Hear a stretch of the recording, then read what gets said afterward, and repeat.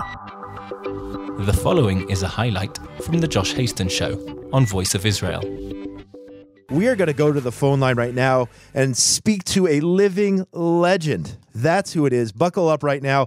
Get yourself ready. Dry Bones cartoonist, the legendary Yaakov Bones Kirshen. He has been drawing these editorial cartoons in the Jerusalem Post now for over 42 years. His cartoons being reprinted or quoted in the New York Times, Time Magazine, LA Times, CBS, AP, etc. He also blogs, has a blog with his cartoons, and is also starting what is called the Dry Bones Academy. The project is creating an online Dry Bones Academy of cartoon advocacy and activism. And we want to talk all about that, especially in light here of all the hate against Israel, whether it's in a cartoon form, whether it's in the form of articles, pictures, etc. And of course, here now we're going to focus on the cartoon aspect of it. The living legend himself, Yaakov Kirshen, an honor to have you here on the Josh Hastings Show, Voice of Israel. Well, it's a real honor to be on with you guys. You do a great job. Thank you so much for having me. Thanks so much. Truly an honor. I'm going to start off by asking you this question. A picture says 1,000 words. That's what they say. How many words does a cartoon say? Well, the problem with that saying, that's an old saying, a picture is worth 1,000 words. But who has time to read 1,000 words? I don't. We're not right.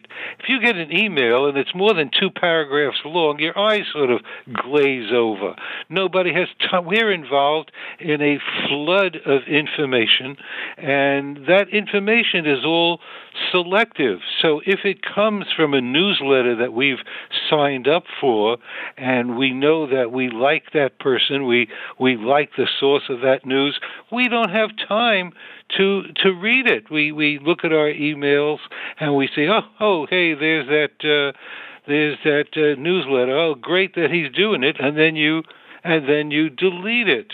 And the people that you hear from are growingly just little snippets of things that people send you, and this is a disaster. So you draw it, and somebody can look at your cartoon, and within 15 seconds, 20 seconds, in that small amount of time, while you have their attention, can grab their attention, you can make your point, whether it's about Israel or anything else. But in this case, we're talking about the Dry Bones Academy for advocacy, for journalism, cartoon advocacy. Talk about that. Well, there's the idea that journalists are impartial is really stupid. To think that someone who is reporting the news by writing for a giant corporation like the BBC or the New York Times, that they don't have an agenda, is ridiculous. No one would anymore say the stupid thing that people used to say, which was, it must be true, I read it in the newspaper. We know that they're not impartial, and yet we forget that fact. And therefore, when we see something in the New York Times or the BBC being reported to us by someone, then we get all huffy.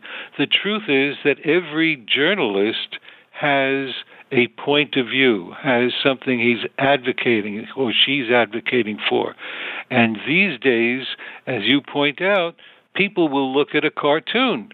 Cartoons people can get in just a couple of seconds.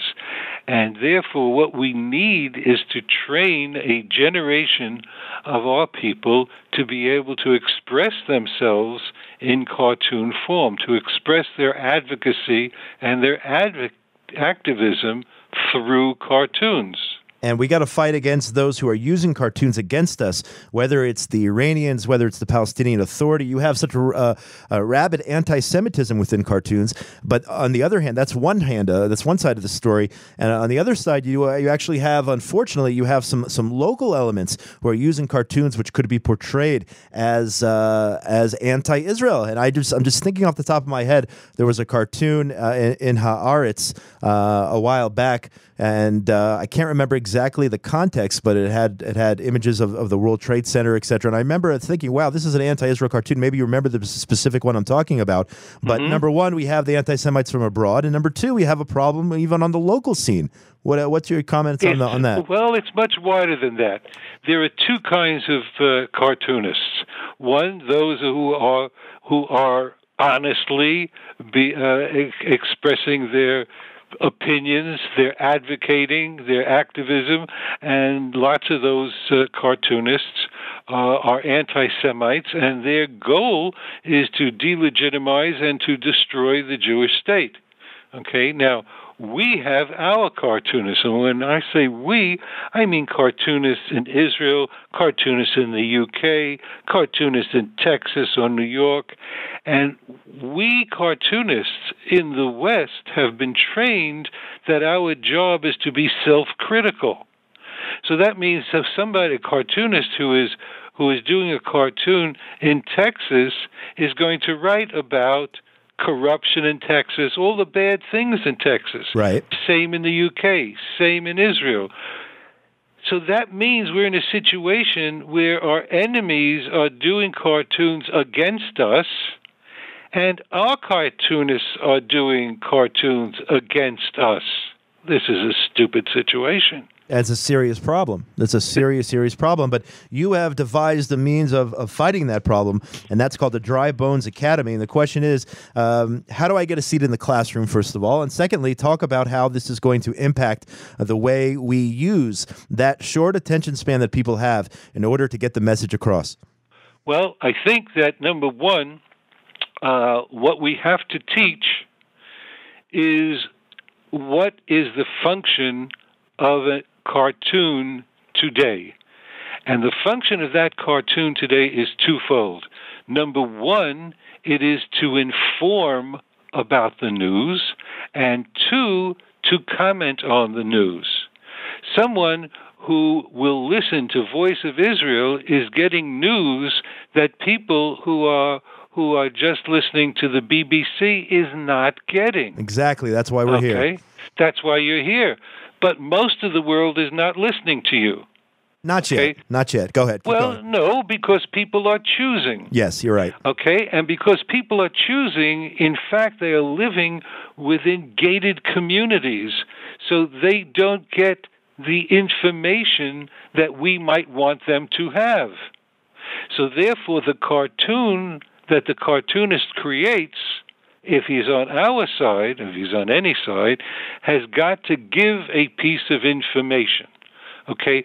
So if I do a cartoon after the UN condemned Israel for being the major violator of women's rights, totally insane, okay? Mm-hmm. But we in Israel who have seen that, or have heard it on Voice of Israel, or seen it on our local TV, we assume that the general public out there knows about it, but they don't. So therefore, if I do a cartoon with two women in body bag burqas, and one says to the other, have you heard, the UN has condemned Israel for being the world's major violator of human rights, of women's rights.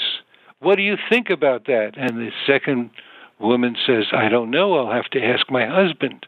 Very good. Okay, so if I do a cartoon sort of like that, then the cartoon number one is expressing the information that most people are not getting, and number two is commenting on that.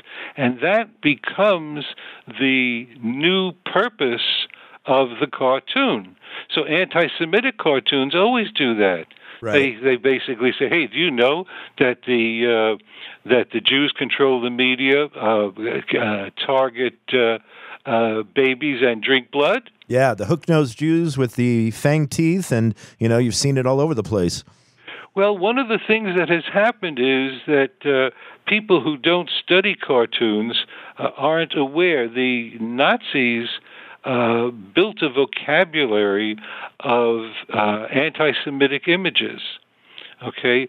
And these images have infected cartoons.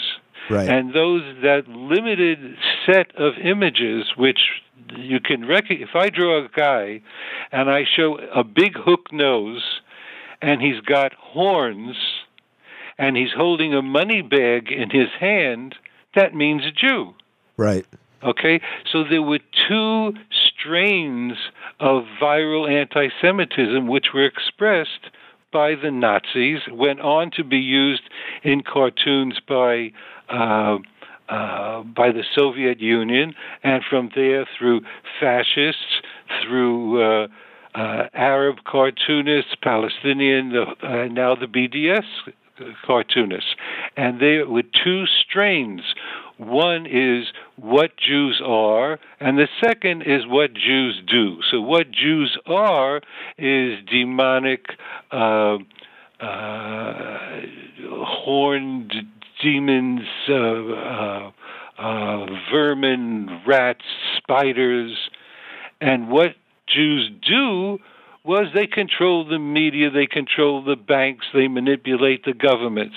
So those two families of viral anti-Semitism, as expressed in cartoons, their purpose was to frighten people with the threat of Jewish power, that Jews would harm them. And the problem arose for this viral anti-Semitism with the Holocaust, because when people saw the Holocaust, whoa, these Jews were the victims of all time. Right.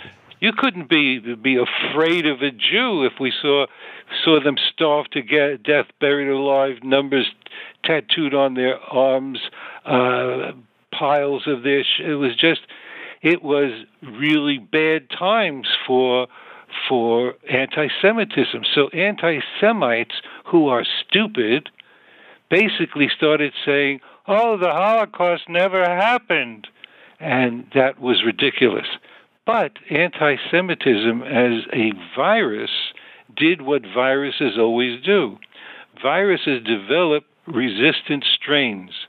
So the first strain that was born after the period of the Nazis was moral inversion. What that said was, yes, there was a Holocaust. Yes, there were death camps. Yes, there were Nazis. And you know what? The Jews made the Holocaust. Of course. Israel is a Nazi state. Yes, the Zionists created the Holocaust, yes. Right? And what that has done is to communicate the insanity that there is a Holocaust of Palestinians, and that Israel, the Jewish state, is a Nazi state. All of this, and this is the basis of the BDS movement. All of this arose from cartoon anti-Semitism. And go ahead. No, I was going to say we're out of time here in this segment, but I want to direct people, very important to direct people to the Dry Bones Academy. I know you're extremely busy with cartoons, with your blog, and now with this unique project in order to combat this new form, or perhaps more of the same in terms of the anti-Semitism, etc. How can people find out about the Academy and find out more about your... All right. Number one, they've got to go to drybones.com. Okay. At drybones.com, they'll find out about this. And developing an online academy is going to take a lot of money. And that means that a lot of people are going to have to give little bits of money, or a couple people are going to have to give lots of money. And we need to build something serious, something that's not just a casual thing. We're going to need to sign up students. We're going to be able to give courses in anti-Semitism in cartoons, in how cartoons communicate, in different types of cartoon structures. We're not going to teach people how to draw. We're going to teach them to understand cartooning as the significant, important journalistic expression in our time. And hopefully we will then, once we're set up, develop links with real-world schools of journalism, so that someone who's taking a course in journalism in Yale or Harvard will be able to get credit for having taken a course or two with us. Well, I wish you much success in this important endeavor. Go to the website drybones.com or drybonesacademy also.com. Well, we've got lots of websites, but the major place is to go to drybones.com. Amazing. And Amazing. We're living Help legend. us, help us, help us. Let's do that. The living legend, Dry Bones cartoonist Yaakov Bones Kirshen. Truly a pleasure and honor to have you on the show, sir. Much success for many, many more years. All the best. Hey, thank you so much. Take care. Bye-bye. Josh Hasten here, Voice of Israel. We're going to take a short break. Be right back. Don't touch that dial. This is the Josh Hasten Show, Voice of Israel. This is Eve Harrow, host of Rejuvenation, hoping that you've already become a member of the Voice of Israel family of listeners. Subscribe today.